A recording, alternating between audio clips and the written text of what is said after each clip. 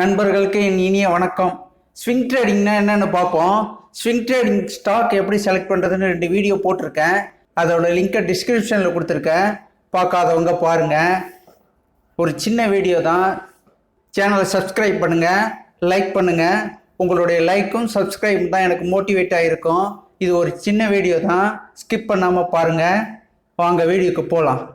ஒரு ஸ்விங், ஒரு ஊஞ்சல் ட்ரேட்னு சொல்லலாம். இந்த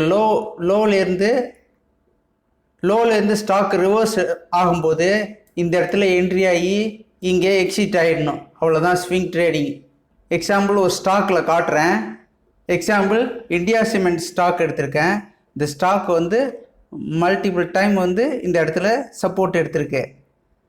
சப்போர்ட் எடுத்துகிட்டு ரிவர்ஸ் ஆகிட்டுருக்கு.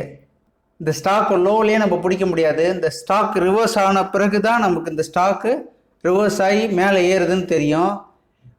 170 to 170 ஆர் 172 என்ட்ரி ஆகி ஒரு 10 rupeesல நம்ம எக்ஸிட் ஆகுறது தான் ஸ்விங் ட்ரேடிங். டைம் ஃப்ரேம் நீங்கள் இன்ட்ராடேயில் பண்ணுறீங்கன்னா நீங்கள் 5 minute டைம் ஃப்ரேம் வச்சுக்கலாம். பட் ஸ்விங் ட்ரேடிங்க்கு hourly, day candle, weekly candle பார்க்கணும். நீங்கள் ட்ரேடர்ஸோட மைண்ட் செட்டே எப்படி இருக்குன்னா, ரொம்ப லோவில் பை பண்ணணும், நம்ம தான் ஹையில் விற்கணும்னு நினைப்பாங்க.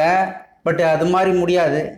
நமக்கு ஒரு 5 to 8% ப்ராஃபிட் வந்துட்டுனா க்ளோஸ் பண்ணிவிட்டு ஹாப்பியாக வெளியே வந்துடலாம்.